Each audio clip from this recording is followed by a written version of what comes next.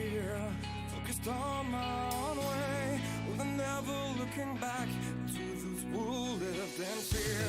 There was nothing I could do, there was nothing you said that could make me realize how much lucky I was. Just out of reach of the fire, was not aware of this nightmare.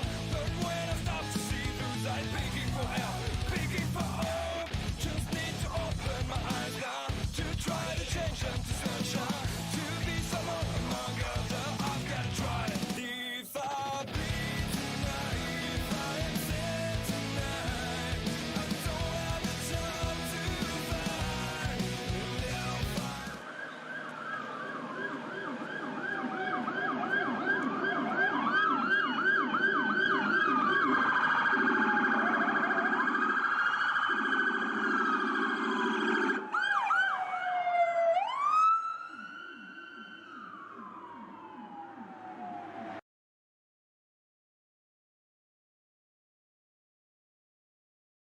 Oh, say, can you see by the dawn's early light what so proudly we hailed at the twilight's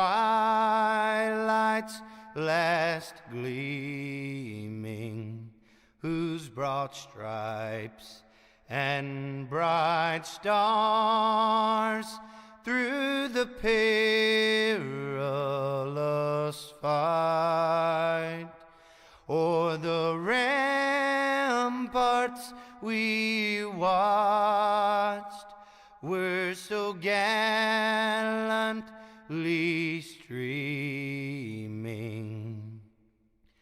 And the rockets' red glare, the bombs bursting in air, gave proof through the night that our flag was still there. Oh, say does that star-spangled banner yet wave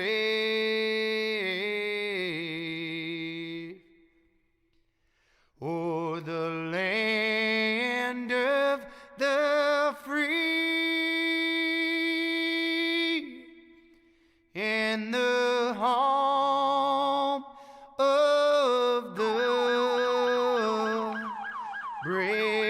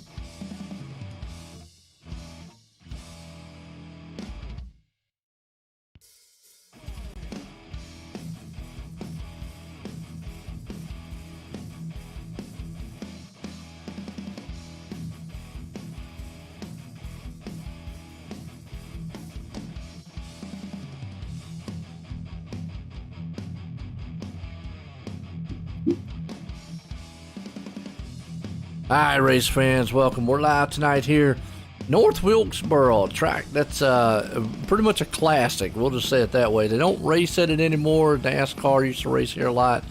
One of the North Carolina tracks. And, iRacing, I know with Earnhardt Jr. and them. And folks, got it cleaned up and got it scanned to get it out here to keep its memory alive. So tonight we're going to keep it alive with some Tour Modifieds here from the Five Kings Motorsports Crooked Line Racing, and qualifying has just come to a close. Looks like Brandon Metler is the man up front tonight. Yes, he is, Joe, and that's exciting to see because he told me before we came over here that he wasn't feeling like he had great pace, and then he comes out here and puts it on the post. So that's pretty awesome.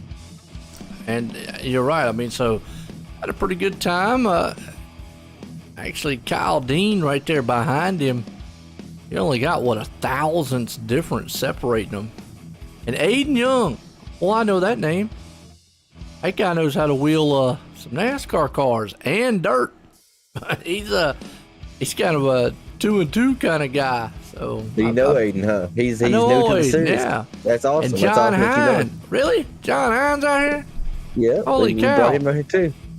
So John is a dirt man. Now he that's Gambler Motorsports there. He runs Gambler Motorsports on another series. Actually, he runs Gambler Motorsports, and the reason I bring that up is because they run multiple things on iRacing. They like running, dirt, asphalt, the endurance stuff. They do that a lot, and I always gotta give them too is they have a book club. Also, actually, John Hines in the booth with me on Wednesday night, so that's why I know John so well. And awesome. Yeah, but they have a book club too, man. So I'm always like, well, hey, look, if you don't like racing, there you go. They get together and they have a little bit of reading on some books and stuff. So that's kind of cool. That's something that you don't never think goes hand in hand together, honestly. So that's pretty funny you say that. It is. It's always is kind of funny there. So it's good to see some of them guys just kind of taking their hand in different areas, and I see it. I do dirt stuff. I'm going to call some dirt races. Right. This here, by calling these Tour Modifieds, is something different because I'm mostly known for the NASCAR side of stuff, and I know a lot about those. But to be able to do, like I say, the super late models and the Tour Modifieds, and even with the super late models, I mention it a lot. Those are heavily favored on the dirt side of things. I don't know many leagues. I know they got to be out there. I don't know many of them that I see that run like y'all do on the Monday night with the super late models. Well, we're trying to build it up, Joe. It's big in local short track racing, but as far as iRacing is concerned, you put up a dirt late model league and you got people that come like crazy. Lord. Yeah, big blocks, those and all that. Yeah, so, right. I mean, for some reason it happens, and but tonight we got the Tour Modifieds, and we talk about Tour Modifieds, and we always got to bring up the Bowman Gray, which we're in North Carolina, North Wilkesboro. Hey, Bowman Gray is they're known for the Tour Modifieds, which here's the thing about that track. To me, that's more of a circus. It's really, WWE is what I call it. Yeah, WWE racing. It is, and matter of fact, there's a video out there on Twitter. They just had a race the past couple things, and the dude, man, just ran the points leader under caution and wrecked him. And I'm sitting going, really? And it was in the Tour Modified. So I'm sitting there thinking to myself, but they allow that, they think it's okay there. They encourage it. They encourage it. That's what it is. So, and I did see a comment. It was funny because they said now they wonder why a lot of those guys never make it big into the big series. True. If I'm a recruiter out there, I'm not going to keep that guy behind I'm not going to put that guy behind a $500,000 car. That ain't happening, But all right, Joe. We got Mr. Brandon Metler in the booth with us right here, real quick. We got about 3 minutes left before we go to the grid. Like you said, that's the post hitter and the number 15 Bam Racing Videos machine. Brandon, it's Tanner in the OSR Network booth. You got a copy? Yes, sir. So, man, long time no see. And you won a championship in Crooked Line before. You did in the super late models, and you done it in the late models. This is the first time I think you've ever qualified on pole in a tour models, correct? Oh yeah, this is the first time I've qualified on pole in any league. I'm pretty sure in quite a while. So talk me through it. What are you expecting here tonight? You obviously got good race pace. Oh yeah, I came in really not really much practice, a little bit under the weather and kind of overslept a little bit, but I just came in here. I figured I like this track a lot, I like this car a lot. Figured it'd be a good combo. You guys were talking about Bowman Gray in North Wilkesboro. I was actually at that Bowman Gray race this past weekend, so I've had tour modifieds on my mind for a little bit. Got my first tour modified win in officials actually last week too, running with teammate Keith Mack. So I just been along with him. That's my favorite division by far in any short track racing that I like to watch. So I mean, it finally came around a little bit, started clicking. Came out tonight, practiced a little bit. Wasn't really sure what was going to happen.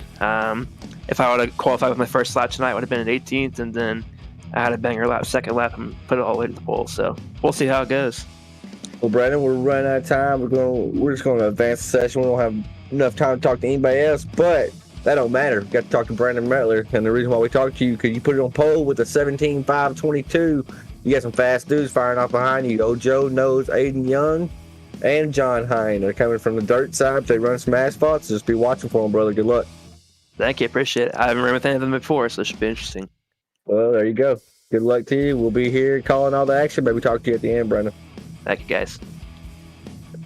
Well, there you have it, Mr. Joe. I mean, there you have it. He's not sure how or why he ended up there. He said his first lap he went from being 18th on the board to being first on the board. So my oh my, what a great change. And that could just be, in racing, that could just be, a matter of how you attack the track. Spinning tires a little bit, coming out of turn, breaking point, anything can happen. The biggest difference, out here on the track time-wise, we talk about a week in, a week out. So, again, I think being patient is going to be the biggest key. We say that. I mean, look at these lap times. They are close throughout the entire field. And what that tells me is, again, hard to pass place. It's going to be tough. And I know, Tanner, you're the hopeful of, man, hopefully it's going to be a side-by-side, maybe a two-groove style. But I think we're going to be back into that one groove if it goes a long green flag. Just because if you look at those lap times, they're just so competitive is a good word to use. I mean, that it's good to see that because that means you've got a field of cars out here that are close from the front to back. Right. And that's so when we originally built the series, Joe, I've said the story before, but there was people that we turned down. We didn't let them come out. Now this season we've pretty much been inclusive to everybody, but I mean, the cream always rises up, as you see, and I think we're like 11 races. I think we have 2 races remaining on the season right now. Thomas Axon leading the points. Points are another thing. Yeah, the points are heating up. I'll actually get them pulled up. I should have got you a graphic in, Joe, so you could. No, but I'll tell you what. You talking about now? You just brought that up real quick. Maybe while you're looking for that is. Talk about Thomas Axiom. I mean, we got 20 cars here. He's back in 19th, so he did That's a lot of cars out his windshield. And Chris Carroll back there. Carroll's another guy we talk about a lot. Which Carroll, here's the thing about Carroll. It really doesn't matter where he's at. He kind of loves coming through the field. I think that's his MO. I've raced with, well, I've not raced, but I've had some guys that, for some reason, they just enjoy doing that. Starting in the back, middle of the pack, or whatever, and just coming through the field. I guess it's a challenge to him or something. I had a guy tell me in officials, sorry to cut you off, Joe, but I had a guy tell me in officials, he's super fast. He has a win percentage of over 50%. Okay, so he wins a lot. Wow. I've never seen the guy ever qualify. It's Matt Cocker. I'm not even sure if I'm pronouncing his last name right. But he told me, he said, what do you learn? I can come up, I can qualify on the pole. He said, well, what do I get from that? What do I learn? He said, you learn whenever you got to get out here, you race people, you battle people you don't know. They miss stuff, miss stuff on the track. Right. He said, then before you know it, your driver awareness and racecraft are gaining, getting better and better each race. Makes sense. But Makes sense. I got the points put up, Joe. I'm actually Right. surprised. So Thomas Axum's won 5 races, correct? Okay. He's only 18 points ahead of our second place Jason Raymond. And You that know, I shows always right say there, consistency, man. Yeah, right. wins championship, I'm telling you. Only 18 points ahead. A bad race here tonight. We got 20 cars lined up. We're about to take the green flag here in just a second. Got 20 cars out here. There's 18 points to be gained out here. If Thomas Axum finishes 20th, Jason Raymond finishes first, there's your 18 points right there. And it very well could happen. I mean, Raymond's sitting in 15th. I mean, even if it was to stay right there, he's going to gain just a little bit. So, that's all you got to do. Like right. what you said, is just, keep chipping away at those points. And then, this short track racing, we can't sit here and say, Axiom and Carroll and all them guys are going to instantly come to the front. And I mean, Joe, we've known it in the past, but things happen. And that final race of the year, New Hampshire. That's double points night right there. True. So, yeah, man, it's going to be interesting when this thing goes down to the wire, and I think it's going to as the green flag flies. We're out racing here, North Wilkesboro. Now, at the start of the race, as you see Metler get out front, you definitely want to try to get everything you can. As you see, these guys are going to try to jockey it around to get that single file as the top 3 are. You go back around the 5th, 6th place spots. You got William Everham, Brad Ringer, but Dean up front, he was going to look on the inside, but wasn't able to get it done. I hear voice chat of people saying check up, so there might be an incident on the Yo track. was in the back there. Yo went around, caution out. Let's go back and see what happened to Yo. I'm still trying to get used to Yo. Yo, I want to say Rick. Yo. Yo. But Rick. him and a little bit of the 86 got together, and then I think he tried to overcorrect his car. Overcorrect his machine. And then just spun it around. And You know what I was car? just about- I saw a car skate by there just by the skin of their teeth, basically, without getting any contact. It was that pink car, Thomas Axum. That's why you got to be wary of starting in the back. Now, granted, he won last week, so he automatically started in the back this week. Yeah. But that's the problem right there. He got lucky that time, but luck's not always on your side. No, I mean, it got him up to 15th. I mean, Raymond's there in 13th, like you're talking about. Now, Carroll's still back in the 18th spot. Probably got caught up on a little bit of traffic, but yeah, you're right. That's just kind of what happens back there in the back. You got to be very, very mindful and careful. I guess if that goes hand in hand, it at least kind of rhymed a little bit, but You was a poet and didn't know it. guys, that's what I'm saying, yeah. Metler did what he wanted to do on that start. Got out front. Those top 3 guys did. You get Dean and Young. All 3 of those guys got out there, single file. Race the track is the one thing I'm gonna say. And not sure what Ward was doing right there. No. Taking not his sure. brakes, I reckon. I'm not sure what happened there. That's above our head. Luckily, we don't get paid to control that, huh? That's what I'm saying. Yeah. William Everham having a pretty good race right there. In 5th so far. That's the newest 5 King Motorsports member right there, Mr. Willie Evernham. Here we go. You got Ringer in 6th, Alfie in 7th, Zeems there in 8th, Day in 9th, and John Hine hanging on the 10th place spot. So everything's kind of good. We're going to double them up here. They're going to keep them single file. They should go back to double file because they did complete a lap. So lights are still on the pace car. It's been a long caution period, hasn't it? Yeah. Not sure. Y'all go back to the 4-lap deal. I'm not sure. I don't know. I don't know how Josh does it. So Josh has a command where he can shorten the cautions. Yeah. But just looking through the chat box right here, I'm not seeing that. I think I can see he types it in when he does it. And I did not see it this time.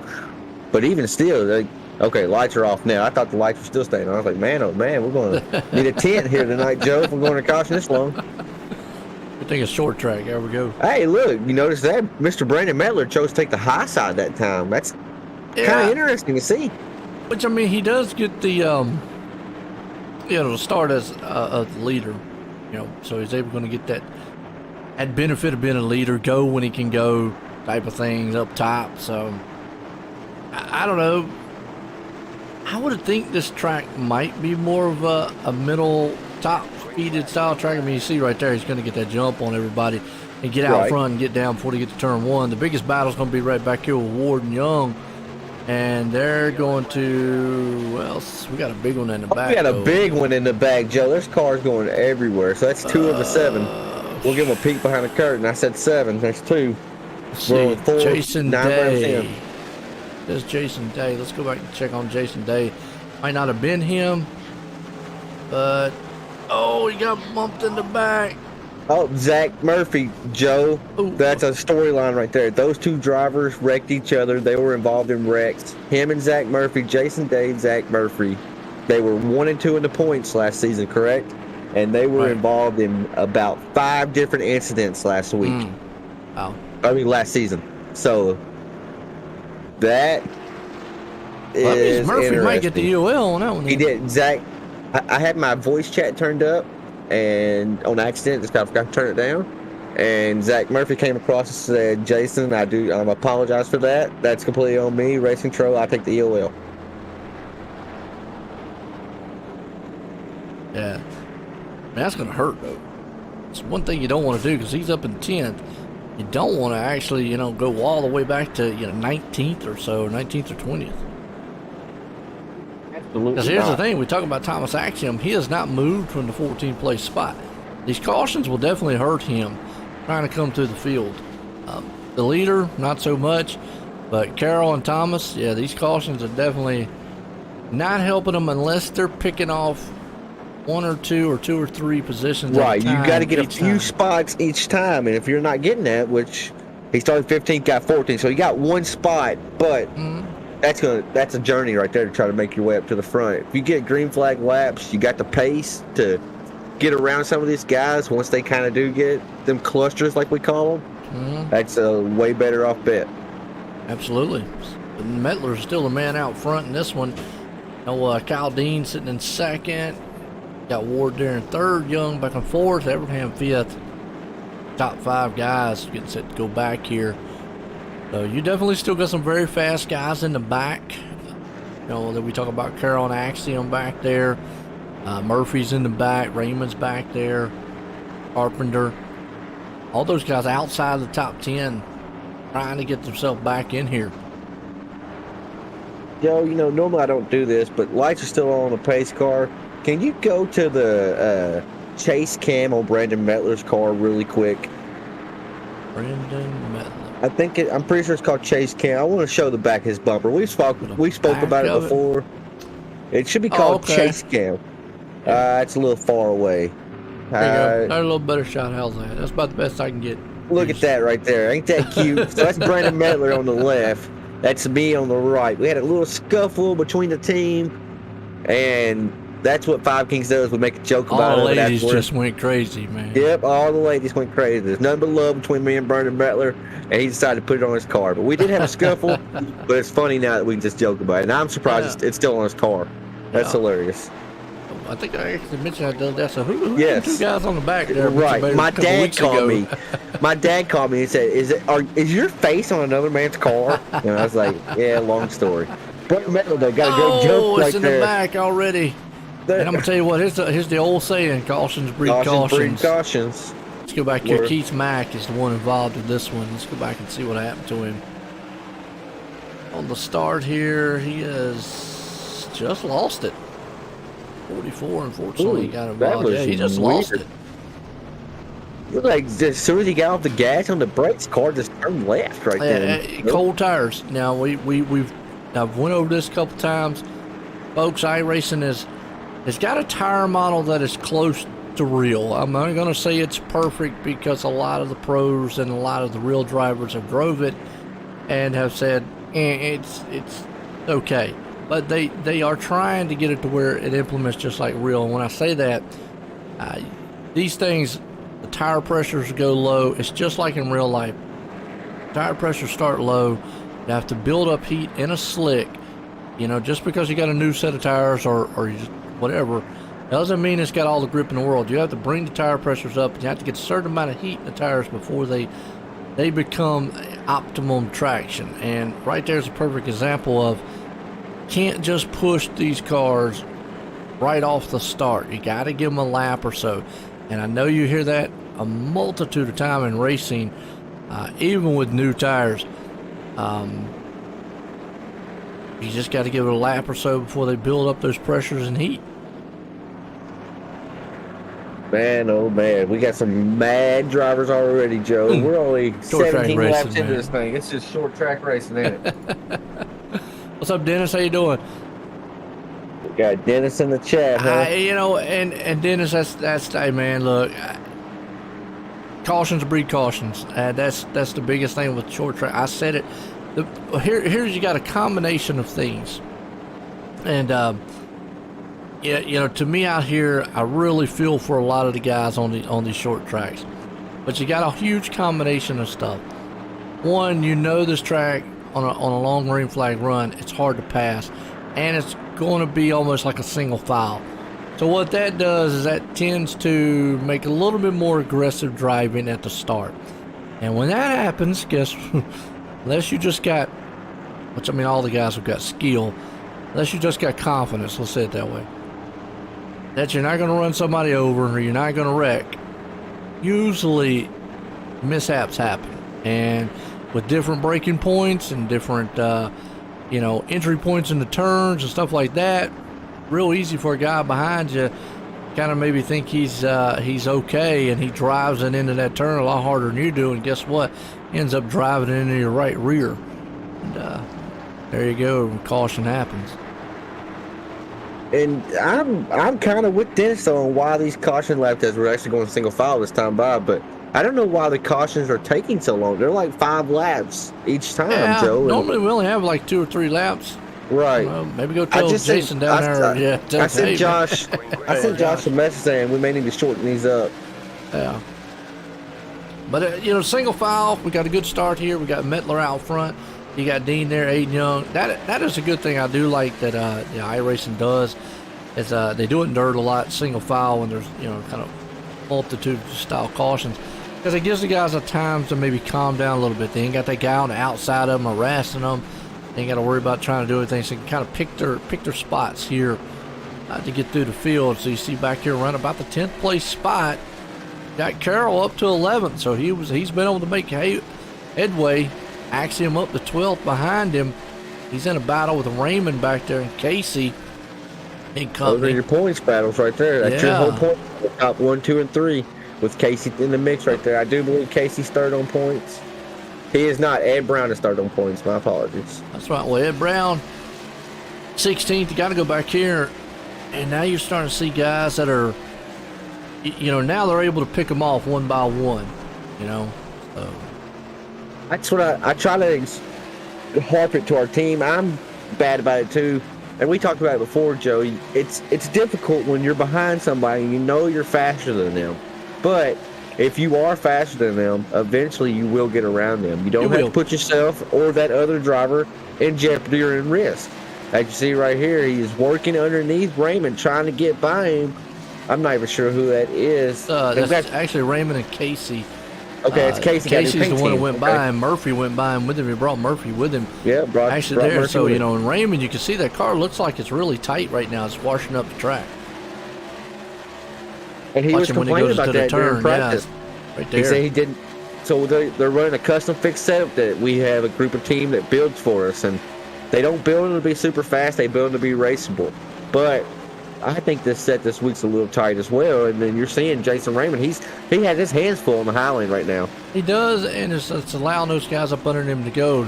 The only way to really correct that is for him to back the turns up.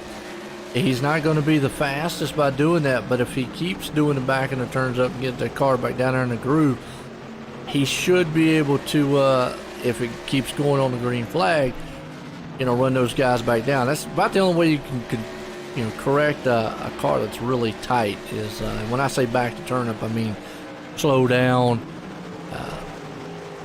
earlier going into the turn. You know, it sounds counterproductive. Yes. It does sound counterproductive, but on asphalt, don't matter what track you're on, sometimes slower is faster. Yeah. But it will allow him to get off the turn quicker, because he'll be able to once he does that, he'll be able to get through the turn and rotate it off.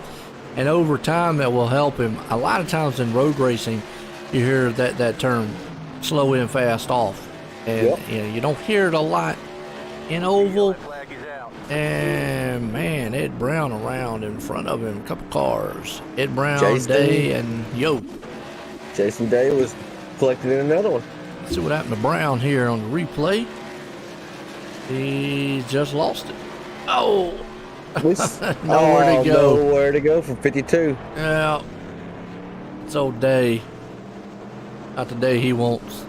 Oh, Jason Raymond just told me he is down on power. That's his problem. So I'm trying to figure out if he has a fast repair in the pocket or not. How is he down on power?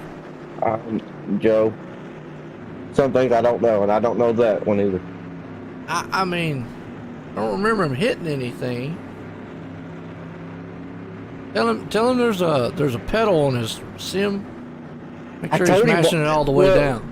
That's funny because when he was going backwards, I said gas pedal on right, and he said down on power. And I wrote him. I said, "You got a fast brake?" He said, "Yes, going right now." Now I will say this. I'm looking at another car, and I'm looking at his. Yeah, his front bumper was beat in a little bit, so he must have run in the back of somebody at some point. Right, we just missed it.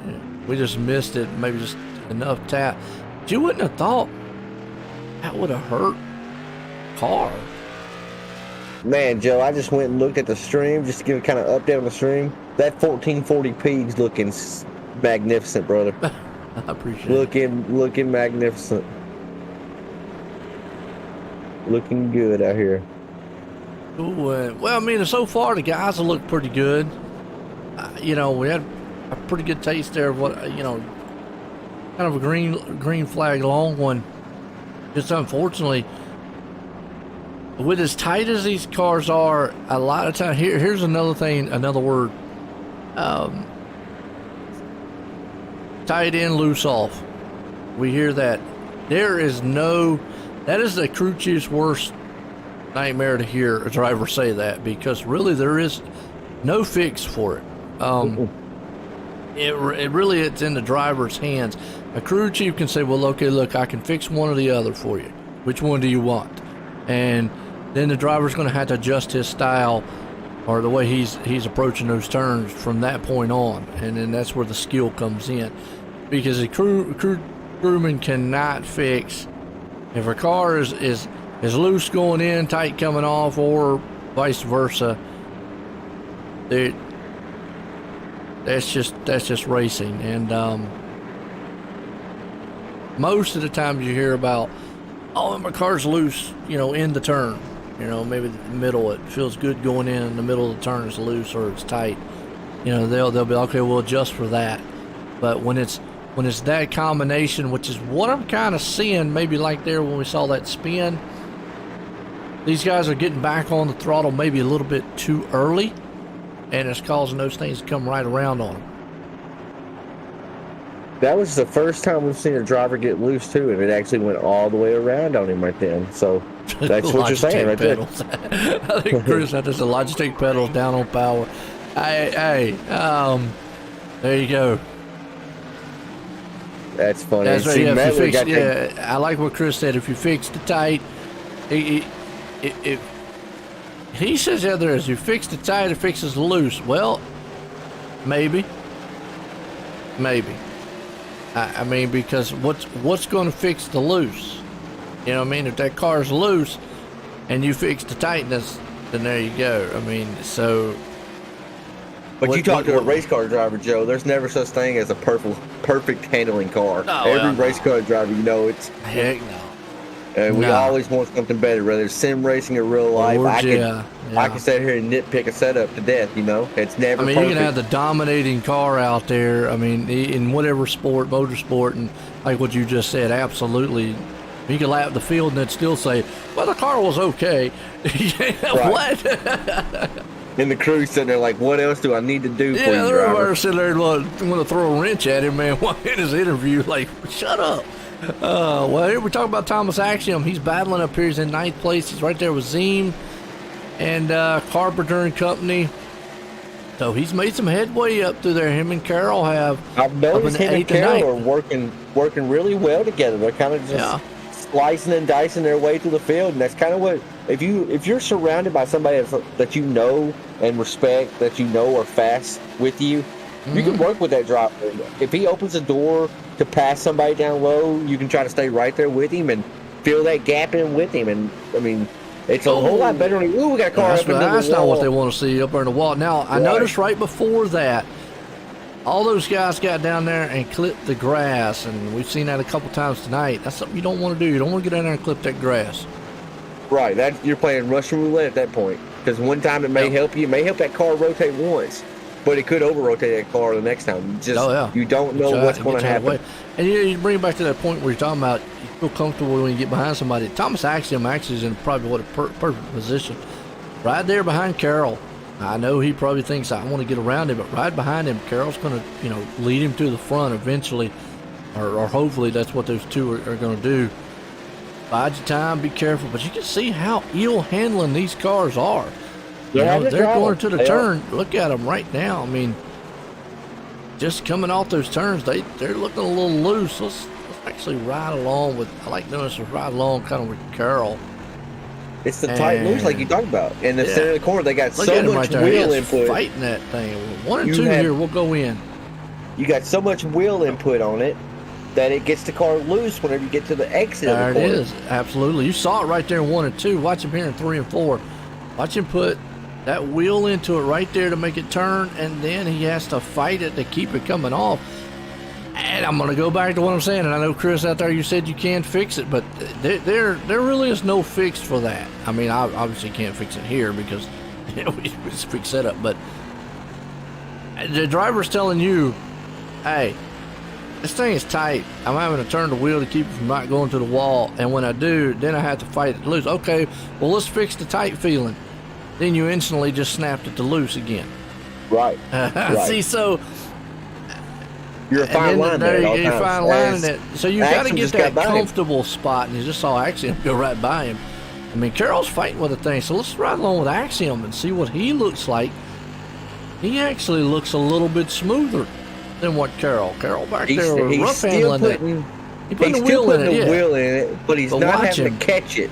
Yeah, he's not catching it right there. He's not fighting a loose condition as much as Carroll is. So basically, the car's tight. You can feel it, see it tight right there. But when he's coming off, it's not as loose. So there's what you want as a race car driver. Okay, I can maybe play with it being a little tight, but that snapping loose stuff, no.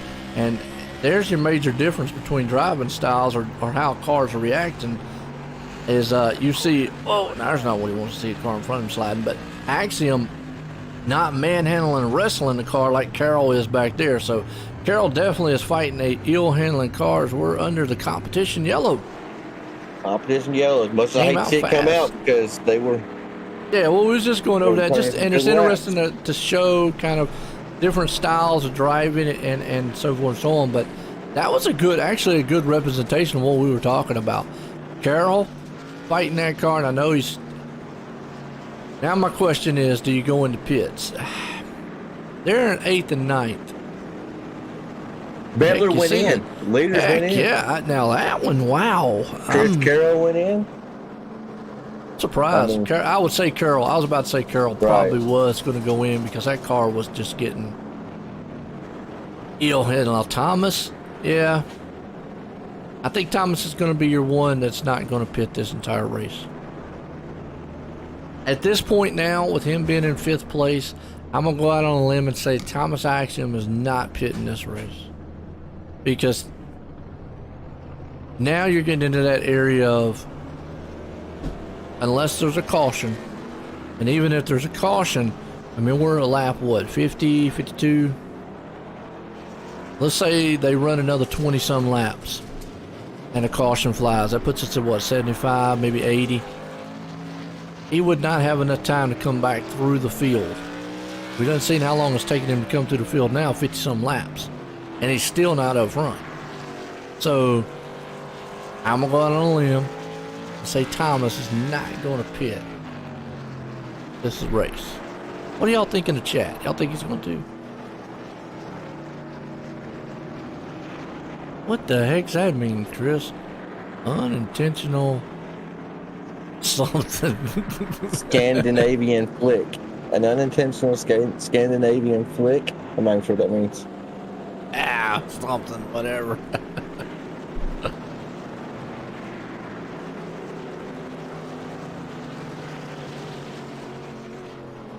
I'm not sure. Brandon Metler going back down pit road. I'm nervous for that driver right there. Got out here, led the first 50 laps, elected to pit, and we've just seen tires have not played out to the advantage. Stop and go. I'm not sure what that was. Stop and go or something. But, and see, now here's the thing. That might have pretty much just cost him the race. Not going to say it has. He could still got time to come through the field. I don't know why he would have pitted to begin with. He had a fast car up front. I go back on Carroll a couple weeks ago. Yeah, it was Carroll a couple weeks ago. Remember when he pitted late in the race? He was able to get back up to maybe like fourth or third or fourth or fifth, somewhere in that area. But just ran out of time, his tires fell off. And then the next week, he didn't pit at all, and he won the race. And, you know, he said, yeah, I learned from that.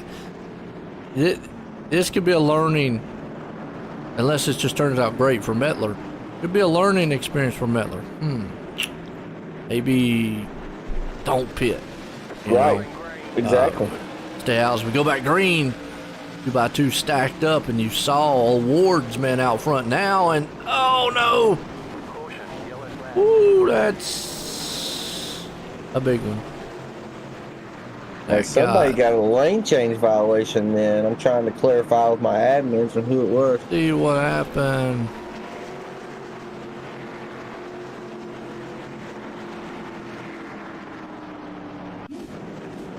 I'm wanting to say Thomas Axiom was involved in that.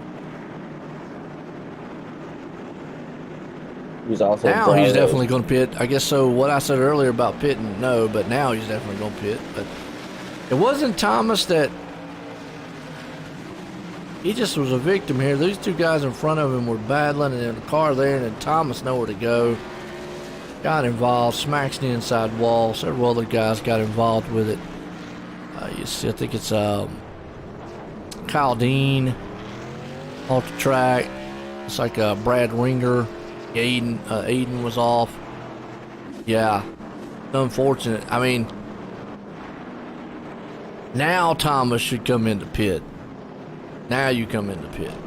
If you don't come into pit now, I don't know what he's doing. I mean, now you come into the pit. Okay, he's coming. Yeah, he's coming to the pit now. I was fixing to say. I mean, there's no question about it now. Obviously, he wasn't going to come into pit as long as he stayed out front, but now there's no question about it, like you said.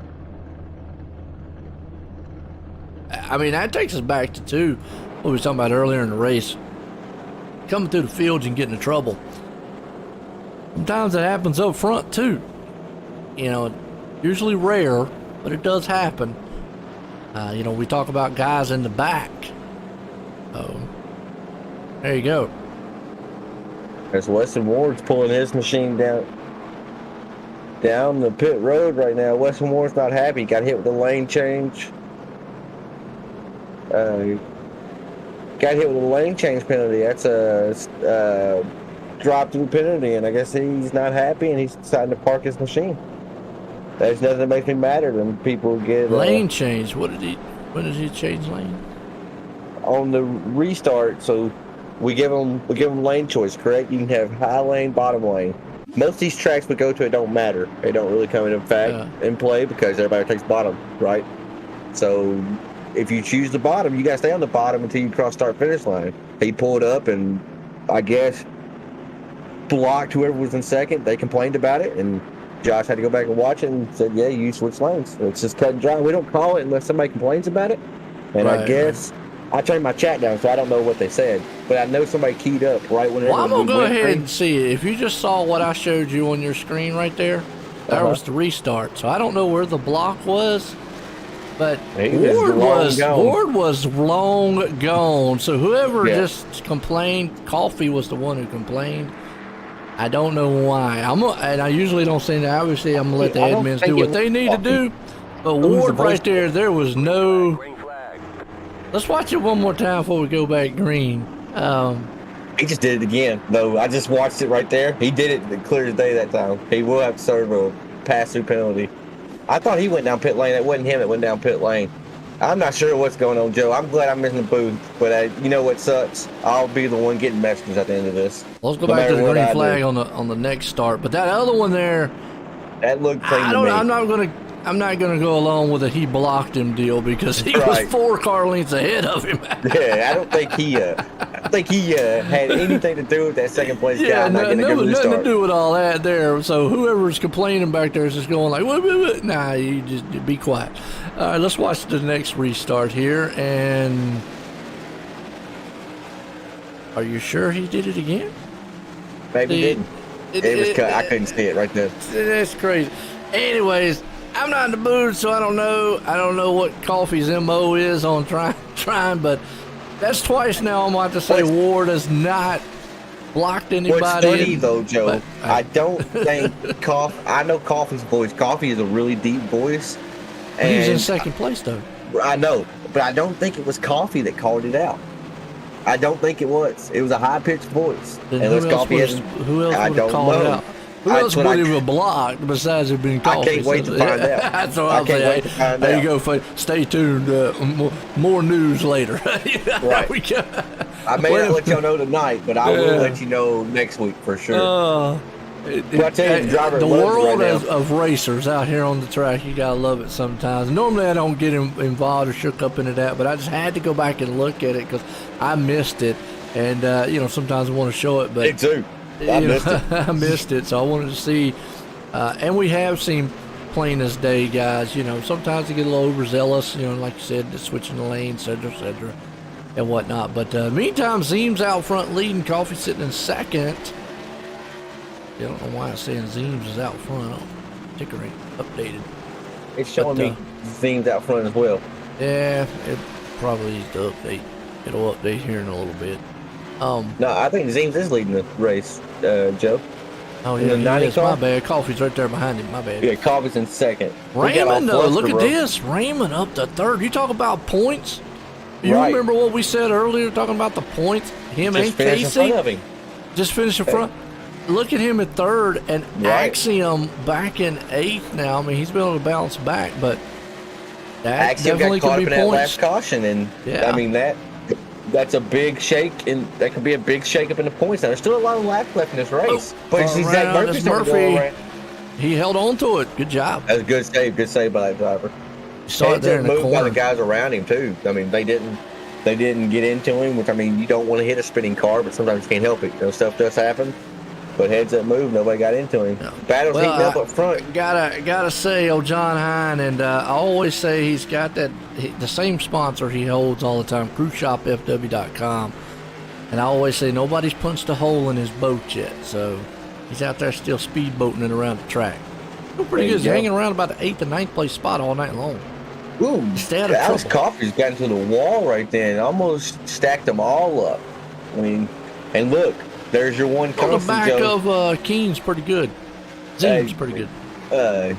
Your one constant, that blue 99 car. He's slowly but surely he's putting that car in the picture. He's getting up there. He's running P5 right now. It's Chris Carroll, 99 machine. And Axiom's coming along with him. So those two are hooked up back together. Yellow flag on the racetrack somewhere. I'm not seeing anything. Willie. Oh, Willie Abraham again. See what happened to him right here. Caught the grass, maybe caught the wall, and just tried to climb the wall. We caught that grass, threw him up into the wall, and then those tires just did the rest for him. I'm not sure who that was that connected with him, Joe. Does it tell you Frank. Of course, Frank has the worst luck ever. He does, man. Frank just seems like if there's any wreck or anything, he's going to hit it. He's going to find it. He's going to find it. And that's not a knock against Frank. Here's something interesting. Zeem's coming into pits. Saw that, but now he knows. I'm almost positive. Didn't Jason Raymond take 4 tires when he took his fast break? No, he only had a 6-second pit stop. Oh, okay. Well, we know. Well, Chris Carroll took tires, correct? Carroll's got tires 23 seconds. Thomas 23 seconds. They pitted on lap 51 and 58 though. So at this point, remember those tires are going to start falling off. Raymond came in at lap 31, only a 6 seconds. So basically, he's running on the same amount of tires that Coffee, Casey, the top three are pretty much around the same set of tires. It's just Raymond's probably got, a little more fuel-wise. Carroll Thomas is going to have the newer tires. John came in pits 51. He had a 12-second pit stop. Not sure if he took tires. If he did, maybe 2. Obviously, fuel. Jason Day with a 12-second. Metler, though, now, he came back down. Here's going to be kind of messed up. We know he took tires. Problem is, when he came back down, right. That's that 1-second stop. He's back up to 8, so So, Joe, stay out Joe, of trouble. you know me. I just started broadcasting for Five Kings Network. Not a shameless plug or anything, but I'm just saying. So I just started broadcasting, and I was wondering how are you able to tell that? How can you tell that so such and such pitted? Because I couldn't find that. Well, when you're looking up here on the chart, Right, with all the drivers. all the drivers and stuff, over to the end where it says PL and PLT and PT. Oh, okay. The PL stands for when they pitted, on what Pit lap lap. they pitted. The PLT is an interesting number. The lights are still on. Is an interesting number. I don't use it a lot here because it really doesn't influence a lot in the race. In NASCAR, it does. What that means is that is total time. That On means pit from road. the time they get on pit road to their box, doing their pit stop, and the time that it takes them to get off pit road. It's the whole time. Now, what that can tell you a lot of times is, and the reason I don't bring it up a lot here is because you get usually pit stops here so weird, A lot of times pit stops in this series aren't going to make or break a race unless, you get a penalty as we go back green. Not like it does in NASCAR where, yes, the whole field comes down, and if you lose a half a second on that total time, you're talking about losing a position or two and whatnot. So it plays a big factor, bring it up a lot. But then you got your PT, which is actually just the pit stop itself. And that's where a lot of times I look at and I go, did they take the 4 tires? Because you could kind of tell. If it's 12 seconds, no, they're not taking 4 tires. If it's 20-some seconds, yeah, unless they took just optional repair or something, more or less. You see Carroll, man, making a huge move to the outside of Raymond. That's for second place. Here comes Axiom along with him. So Jason Raymond, he's trying to make that bottom lane work right now, but those guys around him, they're on fresh rubber. They got it hooked up, and they're making a power move. Chris Carroll on the outside got around him now, trying to bring Thomas Axiom, that 13 machine, around that 44. A little bit of a move. That's the new tires versus old tires. You see now you got Axiom on the outside. Raymond's trying to battle as much as he can down low. Keep Axiom up there, but it's just going to be all in all. Axiom eventually will get around him. We'll see what Carroll's got for Coffee out front. A little tight right there. Raymond on the inside. Still good battle though for third. They're battling really close right now. They're giving each other plenty of room. I mean, Thomas went really high right then. They're still close to each other, but Thomas able to make the pass right there.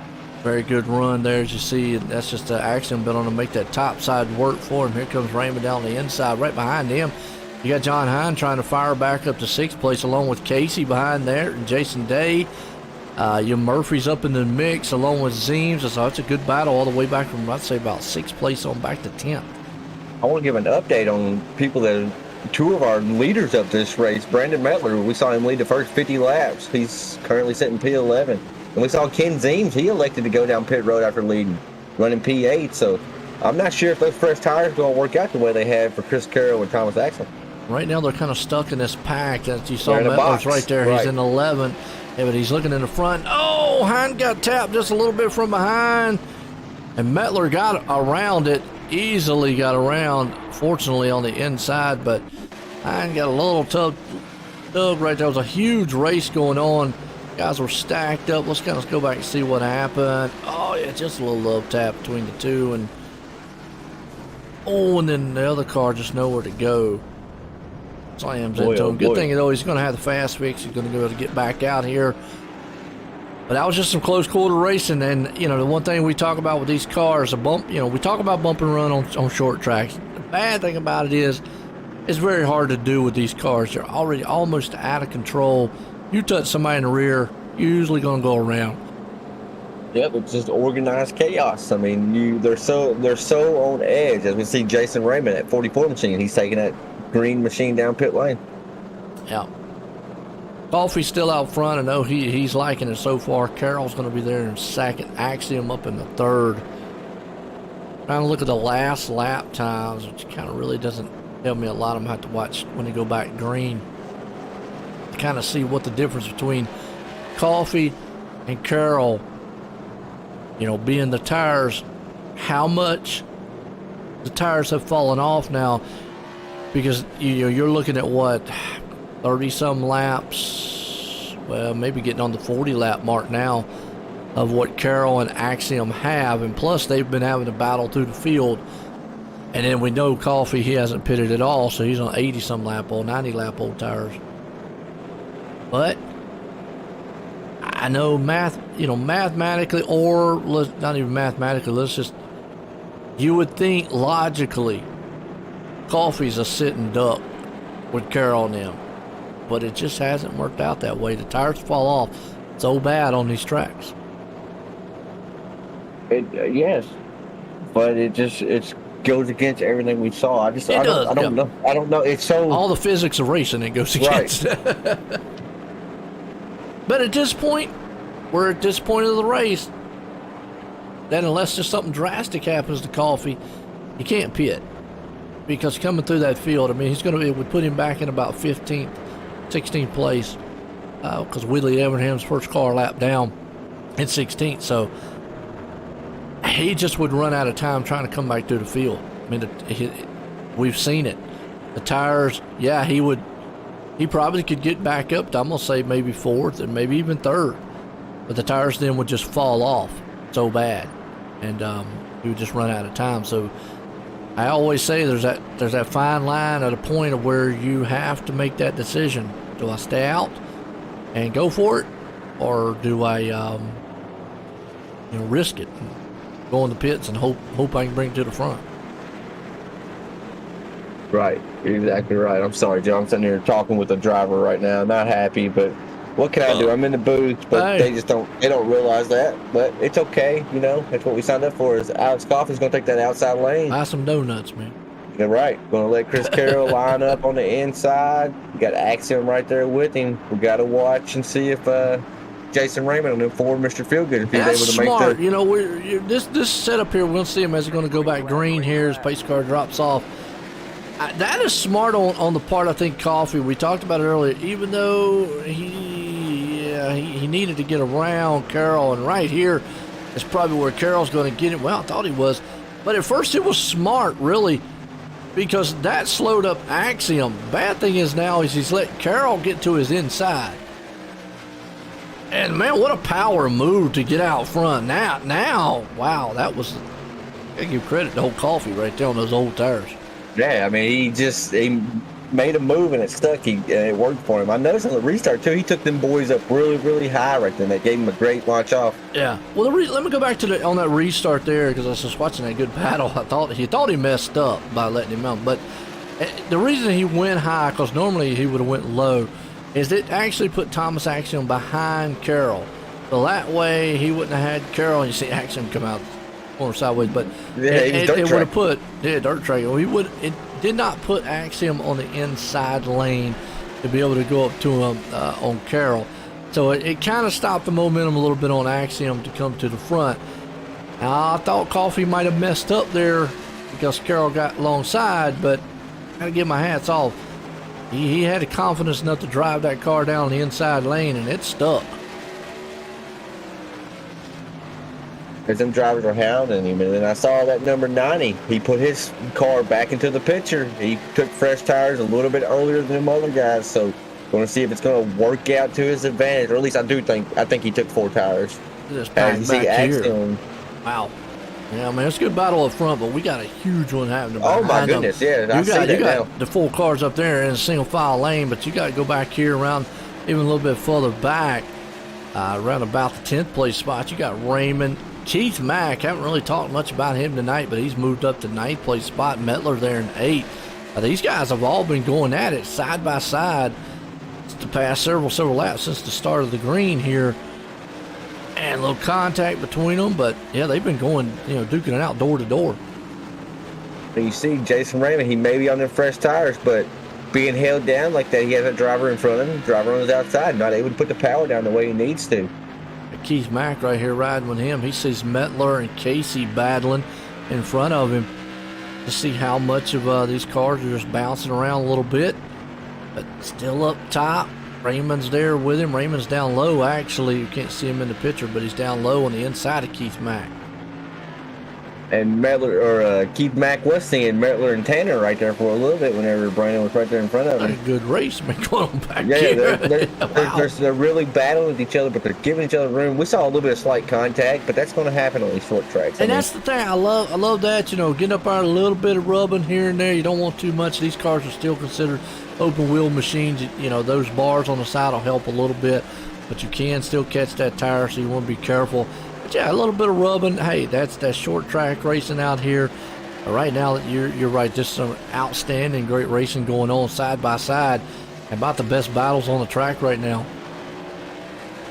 I mean, they look like they just took a restart, Joe, but they're actually out here. They've been here for a few laps racing. That's what it looks like. It looks like they just came off a restart. Wow. Yeah, they're two by two, and all the 44 had to check up, and it cost him.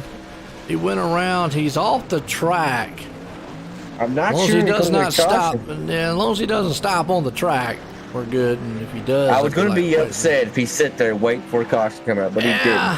Thankfully, I feel him. I've been in that position, but now the caution is out on the racetrack. That's Nicholas Casey. So I got lucky. Let's go back to Nick Casey. We went out to Casey right here. He's in the middle of that pack. Oh, caught the grass. Metler did. I think Casey might have had to just check up, and then again, just the car behind him, nowhere to go, and then from there, whamma. As race control, who do you put that on? You can't. Metler hit the grass. What do you do in that situation? To me, that just was like a racing deal. Like I said, he had to just check up. Right. Nicholas did. He's going to hit. He's going to hit Metler. The guy behind him's got nowhere to go. So, surprising, we're back up front here. Those top four guys were all nose to tail, just riding in the track. Carroll, nothing he could do. I think a Coffee stays out front. I was watching the lap times as I was watching that battle back there. And the lap times last time around, they were only within a couple hundredths of each other. And so that's not enough for Carroll to go blowing right by Coffee. So, again, that just goes back to those tires. I know the guys raced every race want to say, tires are matter. I've not seen it yet. And for some reason, I don't know why. It just, that track position. It's just track position outweighs the tires in the series, and it's been like that all season. It's just weird. It's just weird to me. You see me on Monday nights, Joe. You call our super late model races, and I haven't figured it out yet. I'm still going to pit. I run about third or fourth, go and take tires, and I finish about fifth. I can't. It's just craziest thing, man. You would think on a short track that you'd just be way faster than everybody else. You could just come through the field, but for some reason it's just not happening. I mean, sure, you're faster, you're able to pick off some cars, but at some point when you get to the front, it's like those tires just kind of like go, well, I'm done. You've had enough. What's up, Corey? How you doing? And so I don't. Logically, it don't sound right, but on the track, hey, it's proven week in and week out. And I know we talked about a little bit of it. Maybe we can get some viewers out there's input there. Y'all run 100% fuel. We don't see these guys normally come on pit road for fuel. They don't need it. Maybe if a caution here in the back of the field. I know we talked about it earlier there, Tanner. What are some of y'all's feelings out there? What do y'all think if they had like 50% fuel and forced these guys to make a pit stop? You think then it might change the mentality of, let's say, like what Coffee would be thinking then? But I mean, what do you think, Tanner? You think that would that change your mind as a racer to know now? Now, obviously, fuel. Yeah, obviously, guys who have pitted, like Carroll, Thomas, and all Ooh, them. Axel gets turned I on the just front saw stretch. that. Wow. And a caution out, Thomas Axiom. Well, let's go back and watch this replay. See what happened. He just got... Oh, what, the other car went down in front of him. Just caught the rear end of Thomas Axiom. Who was that behind him? Go back and watch it one more time. What's that behind? That's the 44? Is that the 44?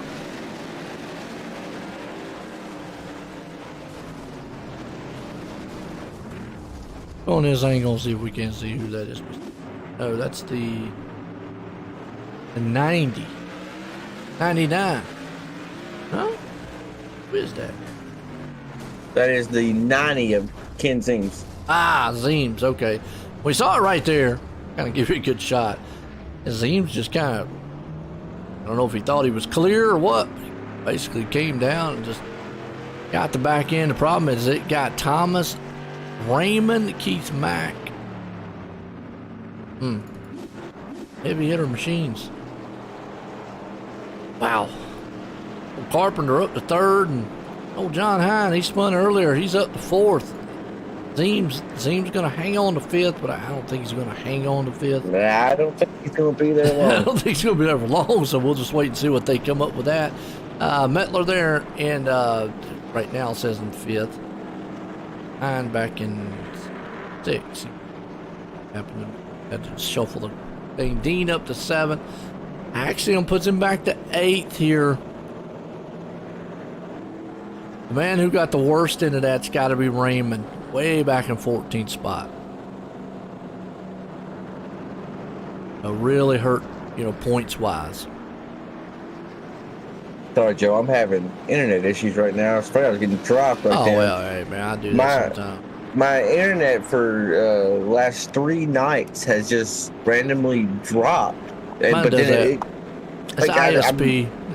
Yeah, I'm not sure what's going on. I thought I was getting dropped right then. I lost you and everything. I've had it to where it's flickered and all the check, and then I get a message from the league guys. Hey Joe, I noticed on the broadcast, man, every once in a while the cars would flicker in and out, and I'm like, yes, it's a server thing. It's ISP. There's nothing I can do. I don't control the internet. You know? I mean, and really, I'm not trying to sound sarcastic, but hey, I'm not immune to the problems up here. Some things I always say is out of my control. Internet, Mother Nature, power outages, stuff like that.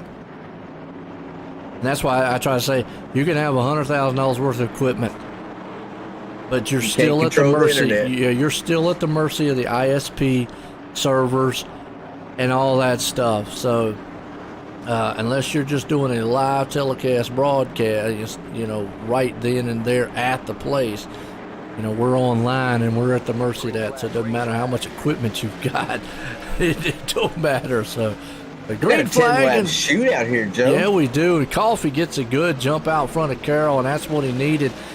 Now a little bit blinking from Coffee. Ooh, Coffee is gone. Came back. He is. Maybe good it's an battle going on iRacing behind deal. him. It's around about Carpenter and Dean right here. That's for the 4th and 5th place spot.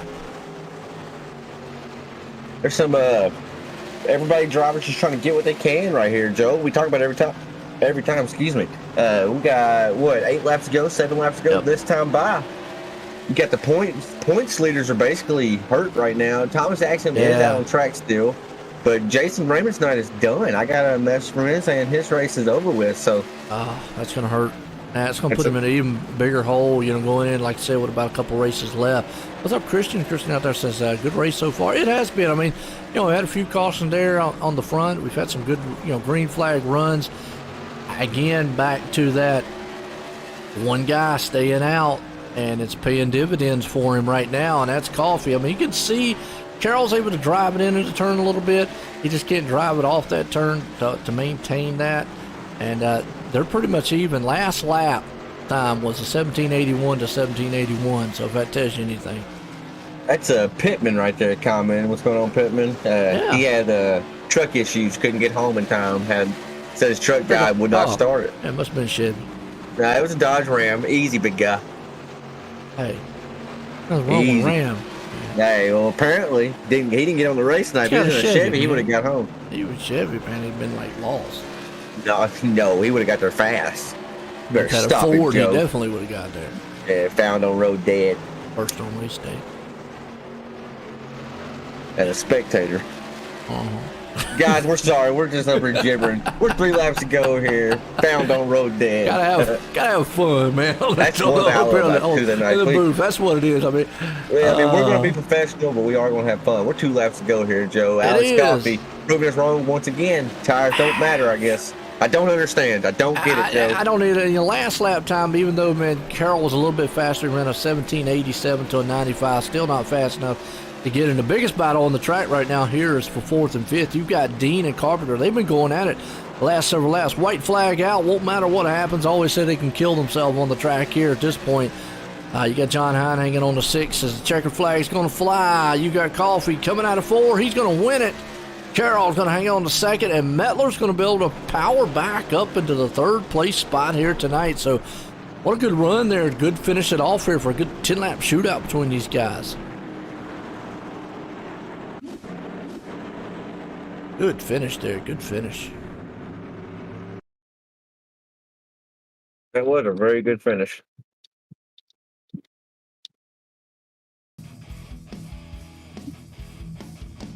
All right. See if we can't get some of these dudes up here and get a word with them. Metler's up and down race. Right, that's the night of a roller coaster right there, huh? Got him up in the booth right now. Brendan Metler. This is Tanner Marr, Joe White, and OSRN booth. You got a copy. I got you. So you put it on the pole, Metler. You led the first 50-something laps. You decided to pit. Talk me through that. What persuaded your mind to go down pit lane there? Well, I think it was like lap 40, lap 38, somewhere around there. I actually got really tight loose coming off of 4 and hammered the outside wall. Knocked the toe out of my right front, so I knew how to get damage fixed because I was way off the pace. And if that competition caution would have came out, I'd have been in deep trouble. But so that kind of forced my hand there. Okay. Figured I took tires when I was already there, so kind of worked out. I mean, it did. You got yourself back up in the podium, so that's always a good night, regardless. And you said that you've been on a little bit of a hot streak lately, so that adds to the momentum. You got any sponsors or shout-outs you want to throw out there that makes that 15 car go so fast each and every week? Oh, yeah. Definitely got to thank BAM Racing Videos over on Facebook and YouTube. I got to stick my shout-out to MF Racing Designs, Baconi Setup Shop, and the Butt Kicker for sticking around this team for a really long time. Really appreciate them. Also got to thank Savage Edge Apparel, Old Frankie's FB Button Box, and Race Energy. Got to appreciate all those guys. Appreciate you guys for broadcasting this league, getting our name out there, and supporting Crooked Line Racing. Right on, Mr. Metler. That's BAM Racing Videos, owned by Brandon Metler. Gets up there and goes to a bunch of local short tracks. You name the short track, I bet he's been there. Brandon, where were you at the other day? I took this weekend off, actually, first weekend off in a while, and I was at Bowman Gray Stadium this past weekend just watching some racing for the first time as a fan in a while, so I enjoy that. So we'll get him out of here, but be sure to check out BAM Racing Videos. So OSRN for your sim racing and BAM Racing Videos on YouTube for your real life racing. Congratulations, Brandon, on your third place finish. Thank you, guys. There we go. That's Brandon Metler. Like I said, just an up and down night for him. Well, this guy, Chris Carroll, came home in 2nd. Mr. Chris Carroll, you got a copy? I got a big fat coffee, Tanner. So we talked before this race for a while. You was not feeling really positive coming into this race. You said it takes about half the race for you to learn.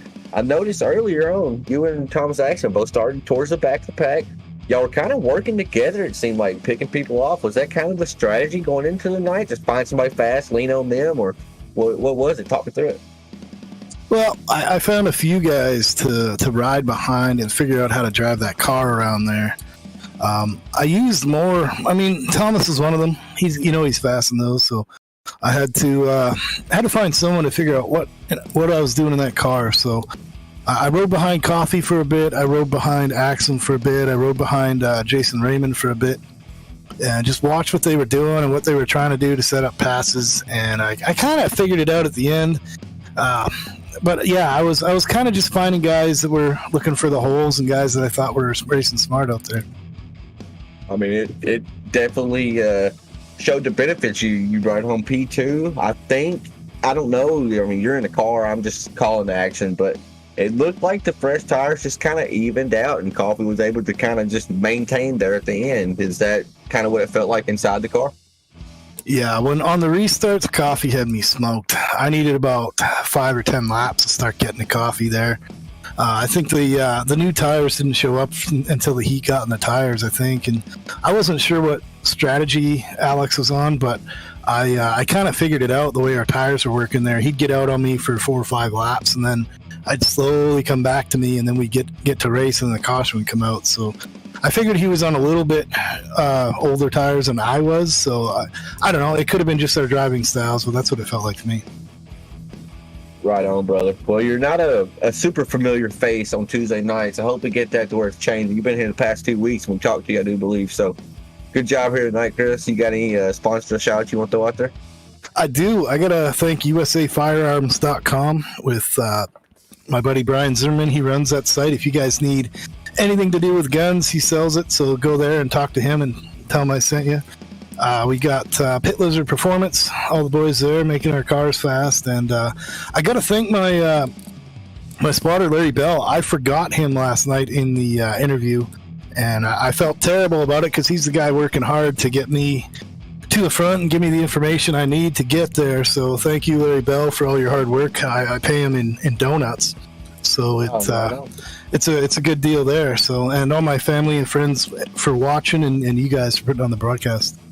Absolutely, Chris. We'll keep doing it as long as people like you keep on showing up. It's a good guy out there. Chris Carroll, number 99, started in the back, found his way up front again. Seemed like a pretty familiar story there, Joe. Oh, absolutely. And but I tell you what, this guy here tonight, he took those tires, made them last, was able to hold them off out front. Coffee, Joe, in the booth, you got a copy? Yes, sir. I got you. Well, you got it in victory lane tonight. Now, was you a little worried on that one restart where Carroll got beside of you? I thought maybe it was a mess up there that he was going to be able to get around you, but you were able to power back on the outside. Oh, yeah. I knew from the beginning of the race that the outside was probably going to be best on restarts just because of the run you could get getting straighter down the straight, getting a straight run down the straightaway. So that's why I chose outside every time. But yeah, I went with the no pit strategy. I didn't know how it was going to work, but it seemed to work pretty decent here. It has worked week in and week out so far for a lot of the guys out there. And I always say at some point in the race, you know, you kind of make your bed and lay in it. You've got to stay out because you're not going to have enough time to come through the field. And you did it, man. You definitely was fast enough to stay up there. I know we go next week. How you feeling about it? Because now you're going to have to come from the back to the front. That's gonna be a trick for sure, because it's only my second race in this division. I've ran the modifieds on here before plenty of times, but racing with this group of guys, I don't know them as well as the super late model group. So, but Chris Carroll's a familiar face. He's one of my favorites to race with out here, so I feel pretty comfortable with him. Okay, gotcha. Yeah, I actually just letting y'all know. Go Langley okay, next week. Yeah, flat track, short tracks is my specialty. So, all right, that's probably one of my favorite races on the schedule. Hey, well, I tell you what, you definitely look good here tonight, North Wilkesboro. Put it in victory lane, and a good showing, good dominating performance out front. You got anybody you want to thank for this win? I'd like to thank Brad Carpenter and Zach Murphy. I was in their chat today because my usual teammate Brennan Bogo wasn't here. Shout out to Bogo as well. We practiced this last night after the super late model race, so I got some practice laps in with him. Yeah, that's about it. Shout out to John Curtis. He's another one of my teammates. He'll be back soon to run with us, hopefully for next season. So, yep. Michael John Curtis. I didn't know you were friends with him. That's pretty cool. Oh yeah, definitely. Yeah.